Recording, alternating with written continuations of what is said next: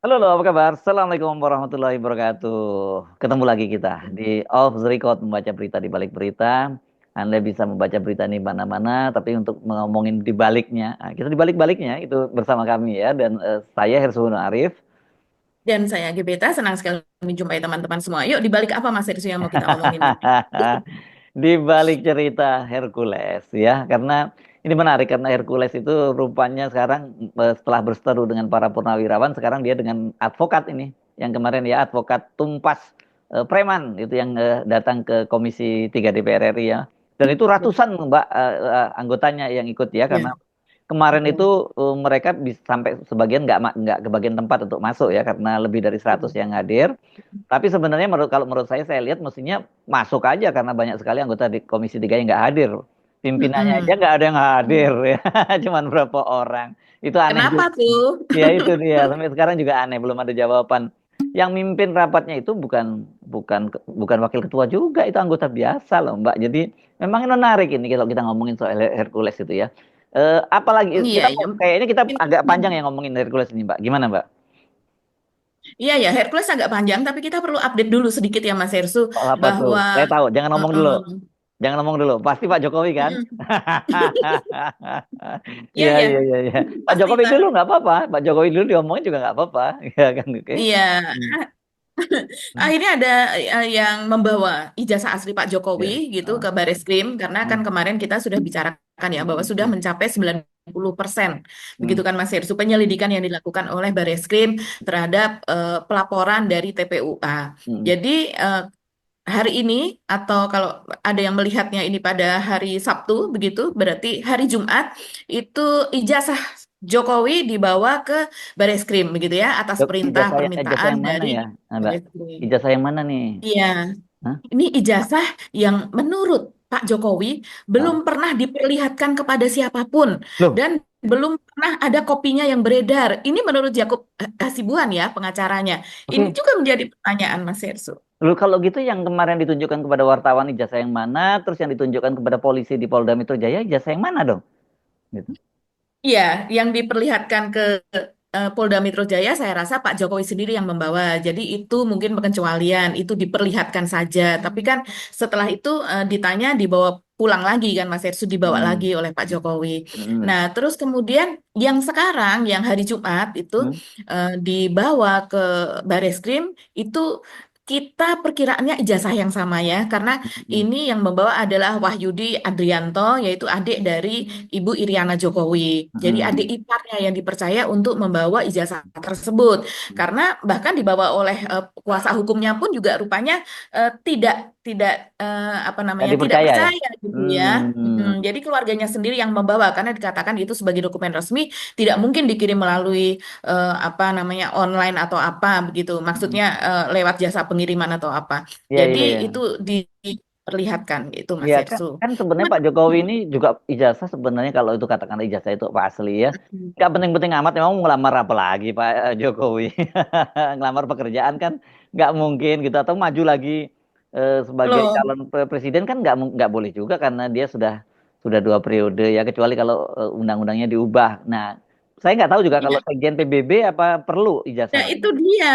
Mas Hmm. Hersu kan sering mendukung pencalonan Pak Jokowi sebagai Iya dong, Sekjen PBB, iya dong. begitu. Jadi Hmm. mungkin perlu ijazah kalau di sana ya, walaupun Hmm. sudah ada record sebagai Hmm. 2 kali berturut-turut Hmm. sebagai kepala negara. Hmm. Ya, Hmm. kita yang menariknya Mas Hersu karena dari pihak kuasa hukum itu juga ada rekamannya gitu yang ini Hmm. kemudian dibantah oleh Rismon ya, Hmm. yang mengatakan bahwa apa yang ditelaah selama ini oleh para ahli digital forensik seperti Rismon atau seperti Roy Suryo Hmm. itu bukan ijazah asli dari Pak Jokowi begitu karena belum pernah dibuatkan kopinya terus kemudian diedarkan dipublikasi diedarkan sehingga publik bisa melihatnya. Hmm. Nah, ini juga yang kemudian yang kasihan itu kalau saya lihat adalah si Dian Sandi Utama. Ini adalah kader PSI yang dengan meyakinkan mengunggahnya itu di X gitu sebagai cara dia menjawab gitu para kalau di X ini kan sangat-sangat frontal ya orang menanyakan ijazah Pak Jokowi seperti apa dan kemudian dijawab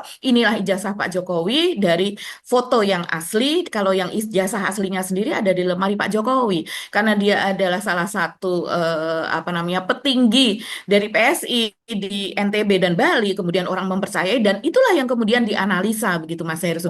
Tapi Oh. sekarang orang ini diundang, saya lihat undang di podcast mana berkelit. Saya tidak pernah menyebarkan dan saya juga tidak punya fotokopi ijazah asli, tapi orang terlanjur meng-screenshot gitu apa pernyataan dia atau klaim dia yang menyatakan bahwa Oke, itu adalah oke. kopi dari ijazah asli Pak Jokowi. Dan Iya. kalau kita perhatikan juga yang beredar itu, ini saya hanya tampak pandangan mata saja ya Mas Heru, saya bukan ahli, bukan apa, tapi ada sedikit yang langsung kelihatan dari ijazah Pak Jokowi dengan ijazah yang lain, yaitu ada tulisan ijazah atau ada lambang begitu ya, ada lambang dari UGM gitu, dan kemudian itu kok menempel pada tulisan ijazah, sementara kalau di ijazah yang lain kok ada jarak gitu ya. Dan kemudian juga perlu dipertanyakan pada saat Kaisang mau menikah ya Ya. bulan Desember itu kan di Mhm. Jogja Pak Jokowi ketemu dengan teman-temannya dan kemudian juga diperlihatkan kan di situ teman-temannya membawa ijazah apa dan sebagainya. Begitu juga ketika di apa di UGM begitu ada sekumpulan staf dan dosen dari UGM, mereka memperlihatkan ijazah kami ini dan kemudian ada backgroundnya, ada digitalnya begitu ya, ada layar, ada semacam televisi atau big screen begitu yang memperlihatkan ini ijazah Pak Jokowi. Nah, itu dapat dari mana kalau bukan dari Pak Jokowi? Dan itulah yang kemudian difoto, yang beredar luas juga sebelum orang PSI itu atau kader PSI itu menyebarkan versinya dia. Jadi ini memang sesuatu yang apa ya? Kita kalau melihat cara nalar gitu, ini orang-orang yang pinter kan Mas Ersu, orang-orang yang well educated, orang-orang yang berpendidikan gitu. Tapi akhirnya kisruh di masalah yang seperti ini. Ini kayak siapa yang awal mulanya begitu mengeluarkan fotokopi ijazah apa seperti ini, tapi klaim dari Pak Jokowi tidak pernah memberikan apa dan sebagainya. Jadi saya dan ini juga itulah yang membuat Roy Suryo saya lihat terus kemudian diwawancara juga ya pada hari Jumat ini oleh banyak media.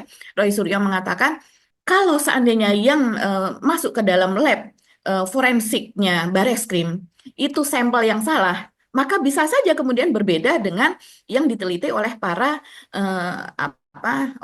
ahli digital forensik tersebut begitu. Makanya dia menginginkan kalau seandainya itu diteliti oleh pihak Bareskrim, maka sampel yang sama seharusnya kalau mau fair juga diberikan kepada pihak yang menuntut ini kan Mas Hersu, sehingga mereka pun meneliti sampel yang sama. Jangan ini meneliti sampel yang berbeda, ini sementara pihak lain meneliti sampel yang berbeda, tentunya mereka tidak akan pernah bisa bertemu dan masalahnya tidak bisa selesai.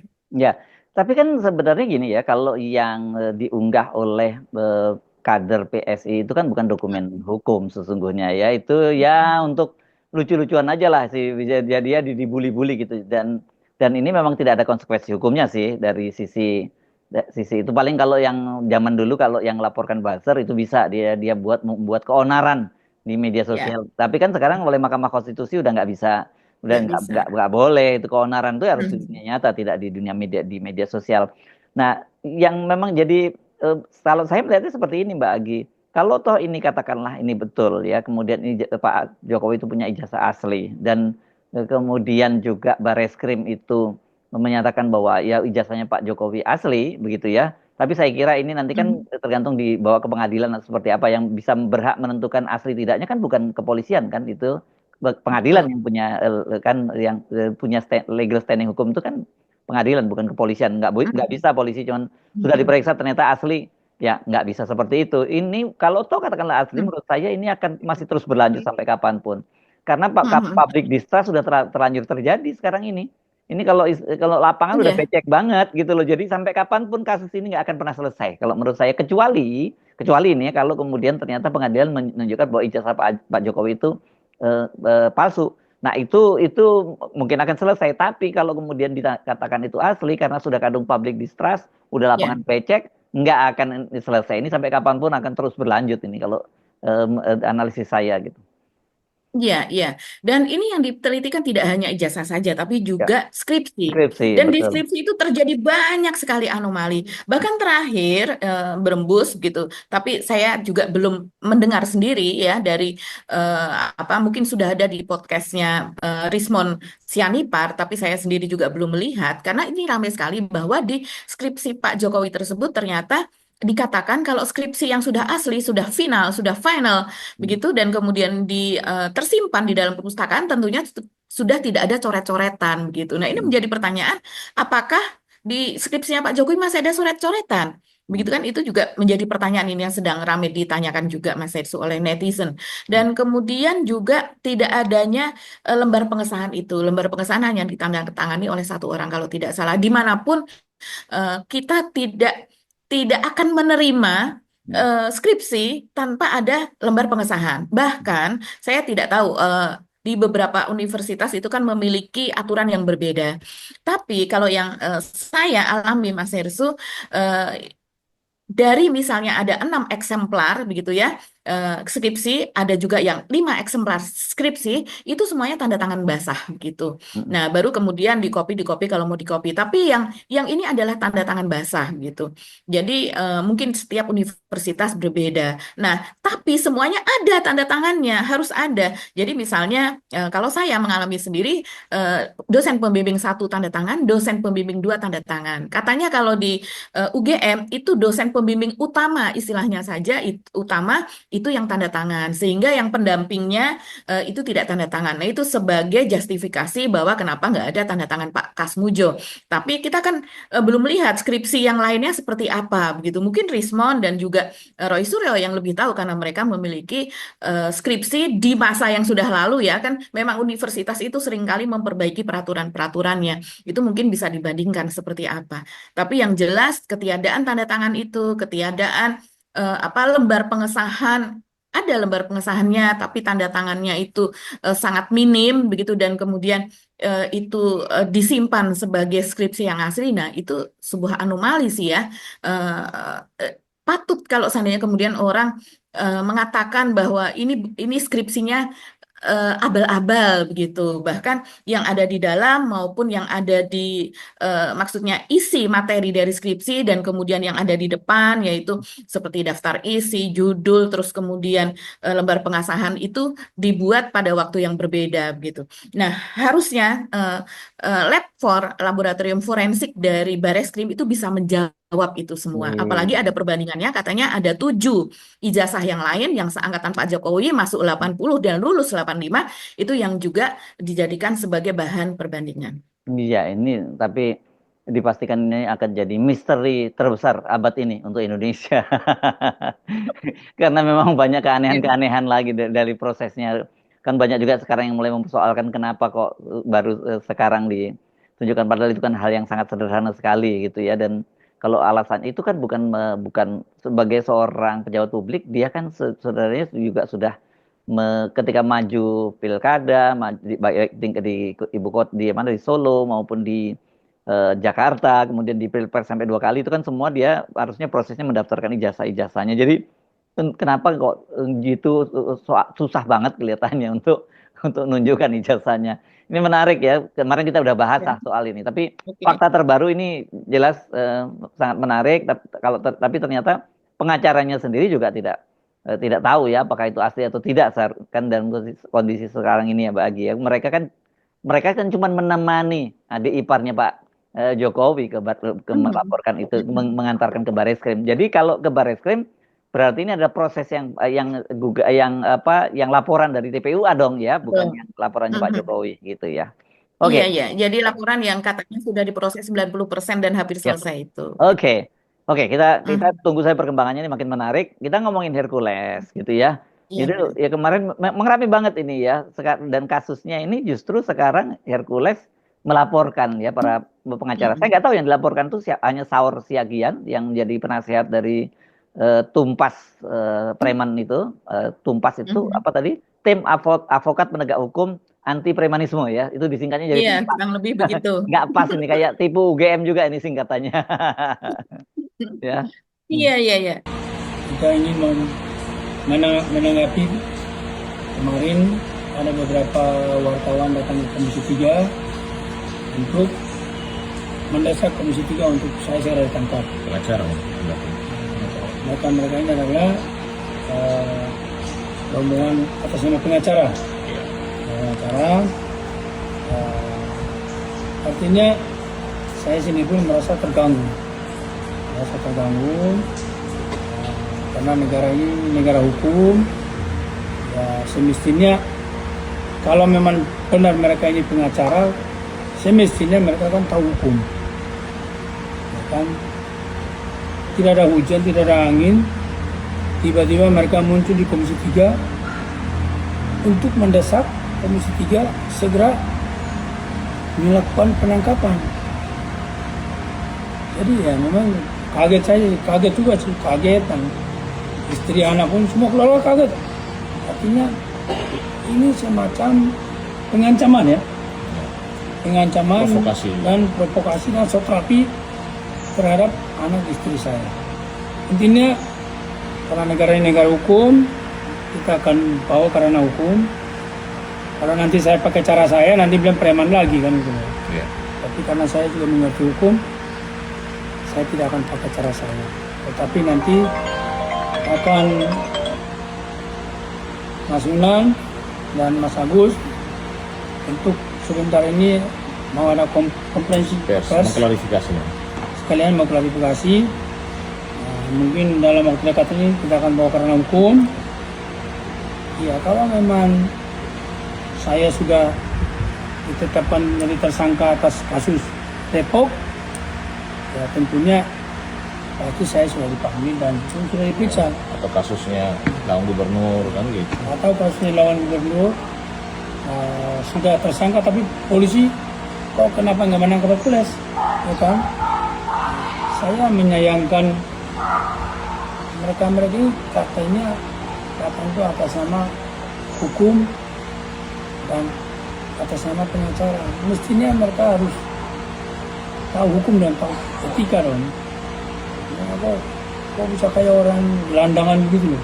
Jadi ini menarik ya. Jadi pasti akan bergulir karena sekarang Hercules juga sudah tidak, biasanya kan yang membela itu Rasman Arif Nasution atau disingkat itu RAN begitu ya Mas Hersu. Tapi sepertinya ini kemudian menjadi backfire ya, RAN ini perannya di situ. Kan dia bukan pengacara, kan sudah dicabut kan anunya izin. Iya, betul sebetulnya. Tapi kan masih membela dan kemudian malah menjadi jubir. Nah, sekarang belakangan ini jubir pun juga sepertinya sudah ditarik. Apalagi kemudian ada kontroversi, ada pernyataan juga dari Hotman Paris sebagai yang kita tahu selama ini berseteru dengan RAN ini, begitu ya, yang ya dia mengatakan kamu ya maksudnya telat gitu kalau Sania sekarang membela-bela Hercules. Hercules itu saya berteman dengan Hercules sudah sejak zaman dulu. Ya kita tahu Hotman Paris ini adalah juga kuasa hukum atau penasehat hukum dari Pak Prabowo, baik untuk bisnisnya maupun kemarin pada saat Pilpres juga sempat muncul juga begitu.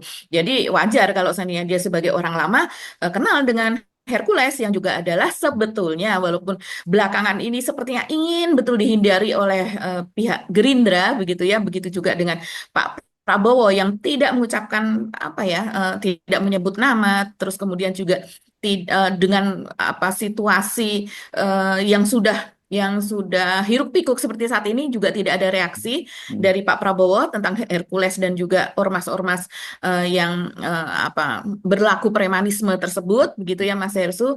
Tapi kemudian orang mengulik-ulik Mas Hersu, siapakah Hercules ini? Siapakah Grip Jaya ini? Ini makanya mungkin kemarin pada saat pertemuan ratusan kuasa hukum, ratusan lawyer atau advokat yang ada di Komisi 3 DPR itu kok sepertinya agak apa ya, ada keengganan dari pimpinan Komisi 3 untuk menemui. Yang kita tahu pimpinan Komisi 3 itu di situ ada Habibur Rahman. Ya. Ini kok politisi dari Gerindra, ada juga di situ Ahmad Dasko, ini politisi dari Gerindra juga begitu ya. Biasanya rame. Dan bahkan untuk kasus-kasus yang sebetulnya tidak sebesar ini, tidak senasional.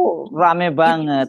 Ya. Rame begitu. Ya, tapi ini bukan hanya Gerindra loh Mbak, yang nggak datang juga bukan hanya Ahmad Saroni yang paling rajin biasanya kan dan mengunggah di media sosialnya dan aktif banget. Ingat kasus Surabaya ya, ketika dia yang kasus si bapak-bapak yang membela anaknya dan kemudian sampai membuli Oh anak iya, di sekolah itu kan dia betul. sampai datang ke Surabaya itu kan kasus oke itu juga bukan kita Mm-mm. meremehkan tapi ini kan kalau dari sisi kalau kita ngomong dari media kan magnitude-nya itu jauh lebih kuat ini Ya, karena jauh lebih ini kuat. Ya, dampaknya serius dunia internasional menyoroti soal premanisme kan Mbak Agi Mm-mm. ya karena ini Iya. berkaitan juga dengan investasi-investasi yang dilakukan Mm-mm. oleh investor asing terutama perusahaan-perusahaan mobil di Indonesia yang juga terancam oleh premanisme kok pada cicing ya. Saya ngitung kemarin yang bicara cuma yang itu kosong melompong deh ruangan rapat kerja itu.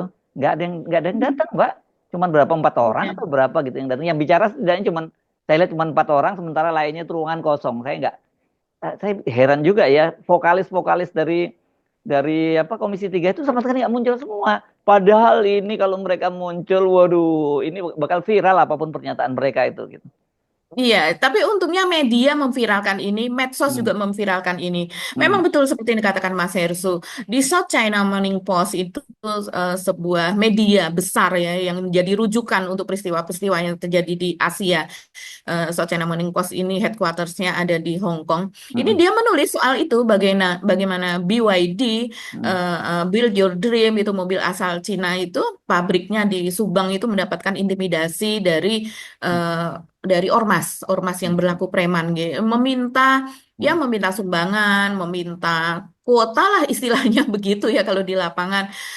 Kita tidak merujuk kepada Grip saja ini ya. hmm, Karena memang yang melakukan itu tuh ormas itu ada ribuan Mas Hersu. Tapi hmm, memang Grip ini salah satu yang terbesar begitu. hmm, hmm. Dan itulah kemudian kenapa di Jawa Barat menjadi ramai. Bahkan orang dari Gerindra sendiri, walaupun kalau masuk ke dalam Gerindra hitungannya masih junior ya, Hmm, Gubernur Jawa Barat Deddy Mulyadi itu. hmm, Tapi dia sendiri pun menentang premanisme dan sepertinya Deddy Mulyadi tidak bisa membawa dirinya sendiri gitu, tidak kuat untuk melawan Hercules seorang diri, walaupun dia mengatakan tidak peduli apa yang dikatakan Grip atau yang dikatakan Hercules, saya akan tetap fokus pada pekerjaan saya. Tapi kita tahu gitu ya bahwa dia berharap kepada warga Jawa Barat karena dia mengatakan orang yang waras ya pasti tahulah mana yang benar, mana yang tidak begitu. hmm, hmm, Jadi warga Jawa Barat yang justru berteriak dan setiap hari Mas Hersu itu soal premanisme karena memang di Jawa Barat ini sudah parah premanisme tersebut, ormas lokal, ormas nasional, ormas kedaerahan, apa dan sebagainya. Dan itu betul-betul mengganggu. Jangankan yang sebesar BYD atau sebesar pabrik-pabrik yang itu, yang hanya UKM atau warteg saja itu juga terganggu sama ormas. hmm. Saya pernah memiliki bisnis dan yang pertama kali datang itu juga ormas, Mas Irsu. Dan Oh, ormas itu, hmm, ya, ormas kedaerahan begitu ya. Misalnya, maaf ya, ormas dari Betawi saja itu ada beberapa, Mas Irsu. hmm, hmm, Jadi kalau kita mengatakan yang memakai nama kedaerahan ya, hmm, ketika mengatakan saya sudah waktu itu yang kemarin yang datang minta sumbangan ini saya foto kan ini fotonya gitu. Oh ini beda, kami beda gini. Jadi memang banyak sekali alasan yang belum yang lain-lain. Jadi memang ini sudah parah kalau tidak ditangani. Makanya sekarang Tito Karnavian, Menko Polhukam, dan mungkin juga BIN dan juga kepolisian ya Mas Ersu hmm, sekarang membentuk Satgas anti premanisme itu memang harusnya dilakukan sejak dulu, hmm, jangan setelah parah seperti ini.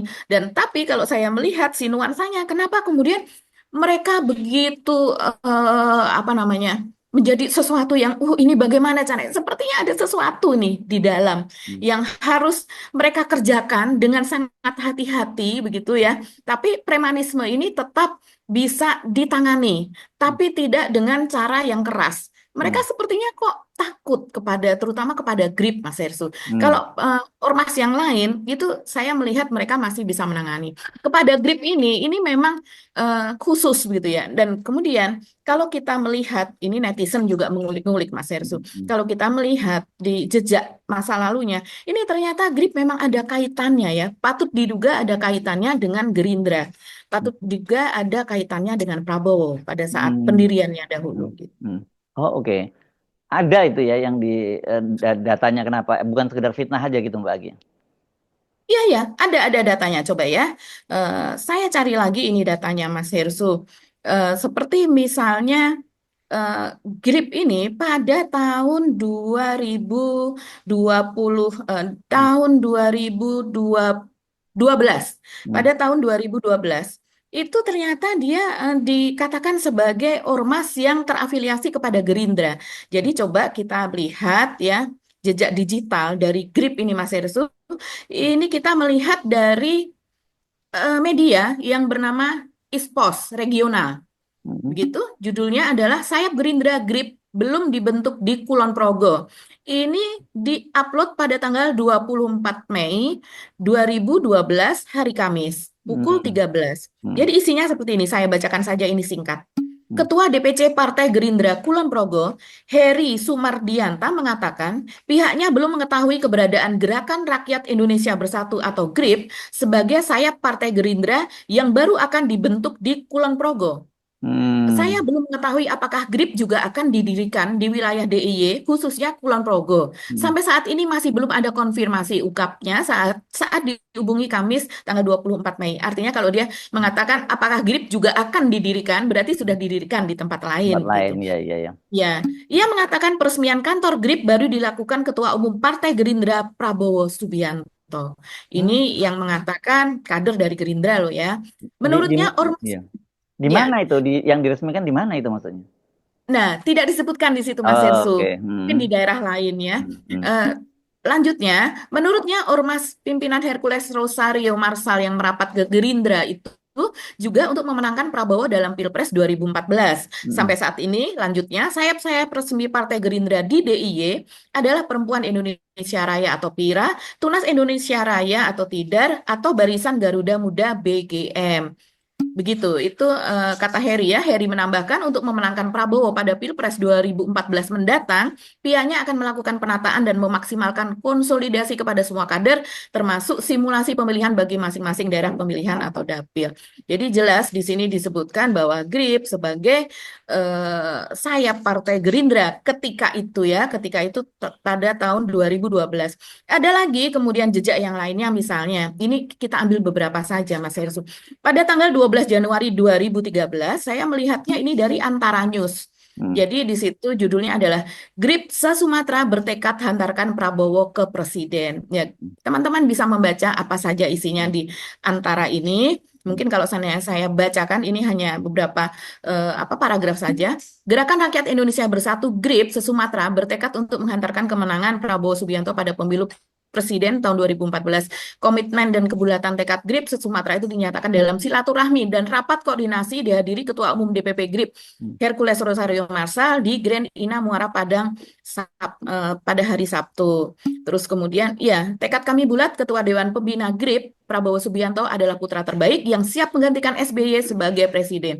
Berikutnya bisa silahkan dibaca sendiri. Ini dari Antara loh. Antara ini adalah BUMN media milik pemerintah. Satu lagi ya. Satu lagi ini berita tahun 2014 pada tanggal 21 Agustus. Judulnya adalah 60-an anak buah Hercules gabung dengan masa Prabowo di Patung Kuda. Ini berita dari detik.com. Sekitar 60-an orang pendukung Prabowo Hatta ikut bergabung dengan ratusan massa yang sudah menyemut di bundaran Patung Kuda. Beberapa orang terlihat mengenakan pakaian GRIP besutan Hercules.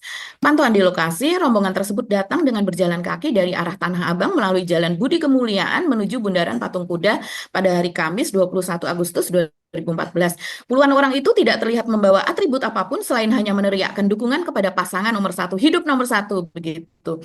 Jadi, tapi kita ingat Mas Hersu ya, bahwa pada bulan Januari, teman-teman juga kita sudah ada ini di off the record yang lalu, pada bulan Januari, yaitu tanggal 6 Januari 2022, tanda tangannya Pak Prabowo, demikian tanggalnya, itu sudah menyatakan mundur, ya, halnya surat pernyataan. Itu ditujukannya kepada yang terhormat Ketua Ormas Gerakan Rakyat Indonesia Bersatu atau GRIP Jaya tanpa menyebut nama Hercules. Kemudian di situ mengundurkan diri sebagai atau tidak lagi sebagai Dewan Pembina dalam kepengurusan Dewan Pimpinan Pusat Gerakan Rakyat Indonesia Bersatu. Dan seperti pernah kita ungkap juga, ternyata surat ini diklaim oleh pihak GRIP ketika itu yang mengatakan adalah humasnya, mengatakan bahwa surat yang ditandatangani Prabowo ini adalah hoax alias palsu. Dan kalau kita melihat, mungkin kita bisa melihat nih, kita mendapatkan VT ini dari media sosial di mana ada seseorang ini di kantor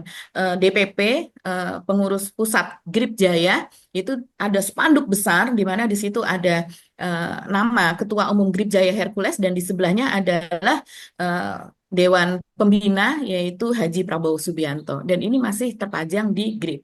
Jadi Ya, ini perlu klarifikasi dari Gerindra begitu kan. ya Dan karena ada apa ya, fraksi Gerindra dan pimpinan Gerindra tidak datang atau bersedia menemui para ya, advokat itu di ya. Komisi 3 Ya, begitu.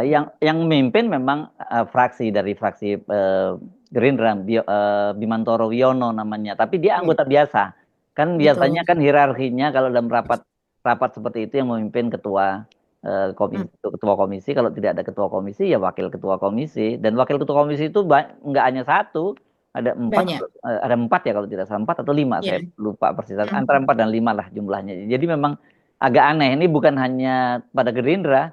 Karena yang saya lihat yang kemarin hadir itu setidaknya 2 orang yang berbicara atau 3 orang itu Gerindra dan 1 orang itu dari PAN gitu. Jadi faksi partai lain yang vokalis-vokalis yang di Komisi 3 itu hilang semua kemarin itu. Mesti dijelasin kemana. Ada rapat yang lebih penting pasti dibandingkan itu. Tapi anehnya kan menurut Saur ini dia justru mengontak Habib dan hanya dalam 1 hari Habib langsung setuju. Habibur Rahman maksudnya ini ya, bukan Habib hmm, Rizik ya. Habibur Rahman hmm, itu dia mengkontak itu dalam dalam 1 hari dia langsung dijadwalkan untuk RDPU namanya rapat dengar pendapat umum. Nah, tapi kenapa betul. kemudian ketika sudah pada datang kok nggak jadi? Apakah Ya, betul. tadinya Habibur Rahman itu mau memimpin tapi kemudian ada satu hal kemudian tidak jadi memimpin? Nah, kita tidak tahu kan begitu. Dan kalau tahu itu sebagai wakil ketua umum Partai Gerindra pasti tahu dong Habibur Rahman tuh posisinya grip itu apakah betul ada hubungannya dengan Gerindra atau bagaimana dengan Pak Prabowo karena saya kira 2 hal yang berbeda ya Mbak ya bahwa Pak Hmm, Prabowo mengundurkan diri sebagai ketua Dewan Pembina itu artinya Pak Prabowo mengakui dia pernah menjadi ketua Dewan hmm, hmm, Pembinanya kemudian mengundurkan diri tapi itu dibantah oleh hmm. Grip Jaya itu hoax katanya itu satu hal. Kalau kemudian dia merupakan organ dari Partai Gerindra itu hal yang berbeda lagi gitu ya.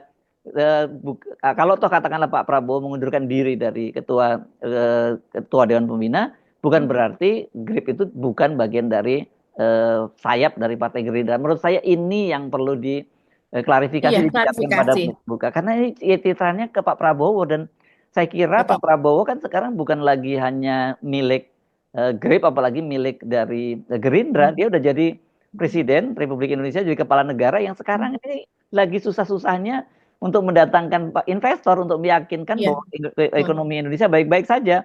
Lah kalau kemudian ada ormas, salah satunya ya, memang betul seperti Anda tadi Hmm, sebutkan, bukan bukan hanya Grip saja, banyak sekali ormas lain yang sudah lebih dulu melakukan. Karena Grip ini kan boleh dibilang walaupun dia sudah lama berdiri, tapi peran dia sebagai pemain utama kan newcomer kan, Mbak. Dia kalah dibandingkan dengan pemuda betul. Pancasila dan sebagainya itu kalah. Ini Base-nya baru Orba itu. ya Iya. baru belakangan ini setelah Pak Hmm, Prabowo dilantik jadi presiden. Jadi ini hmm. memang perlu diklarifikasi karena apa iya Pak Prabowo demi esprit de corps gitu melindungi mereka ini yang bagian dari Partai Gerindra tapi kemudian merugikan kepentingan negara yang lebih besar. Saya kira pasti enggak lah ya karena kalau ekonomi kita ancur-ancuran gara-gara salah satunya ya bukan bukan semuanya Hmm. gara-gara preman salah satunya karena premanisme yang terkena dampak langsung sih pasti Pak Prabowo ini karena ini pemerintahnya Pak Prabowo gitu loh.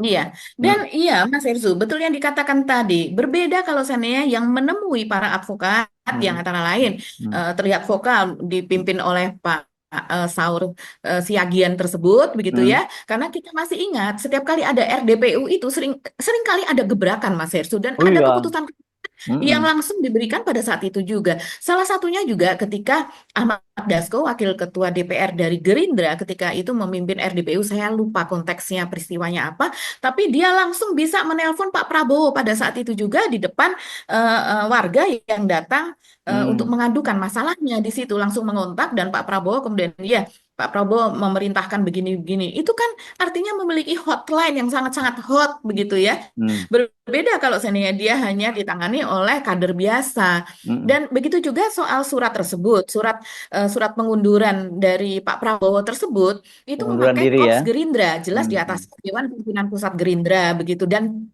tanda tangannya juga dicap merah dengan lambang kepala Garuda itu begitu. Jadi artinya Pak Prabowo sebagai ketua umum dari Partai Gerindra Gerindra. Jadi inilah pertanyaan yang harusnya dijawab.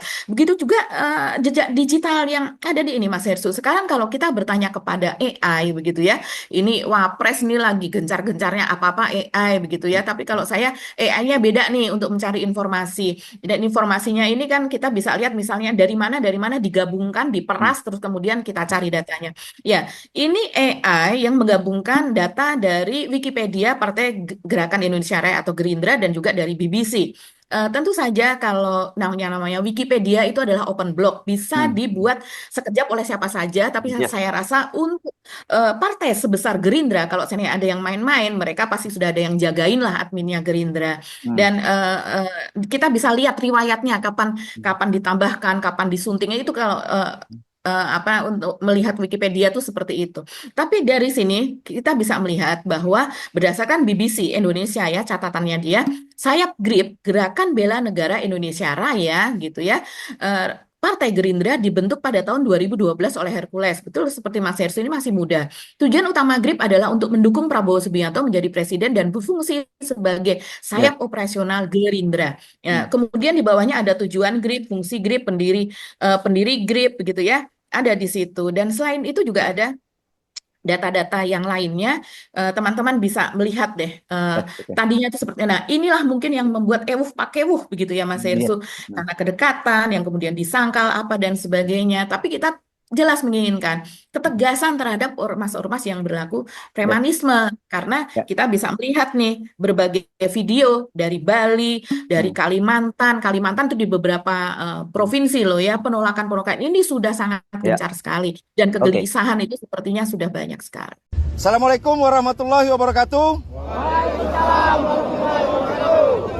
Kami dari Perkumpulan Adat Remang Kutai Berjaya, Kesultanan Kutai Kartanegara Ing Marta Dipula, mewakili seluruh lapisan masyarakat adat yang ada di Kalimantan Timur, ingin membacakan pernyataan sikap penolakan terhadap Ormas GRIP Jaya atau Gerakan Rakyat Indonesia Bersatu Jaya. Pernyataan sikap kami, masyarakat adat suku asli Kalimantan Timur yang tergabung dalam Perkumpulan Adat Remang Kutai Berjaya, Kesultanan Kutai Kartanegara Ing Marta Dipura, Kalimantan Timur, menolak keras berdirinya Ormas GRIP Jaya di tanah adat kami Kalimantan Timur dengan alasan sebagai berikut.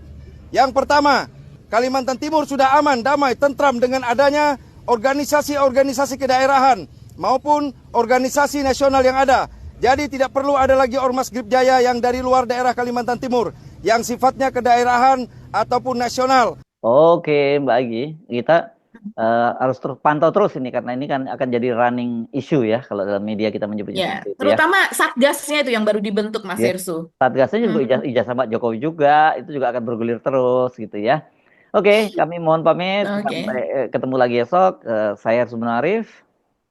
Dan saya Gebeta, terima kasih atas perhatian teman semua. Tetap salam akal sehat. Wassalamualaikum warahmatullahi wabarakatuh. Salam.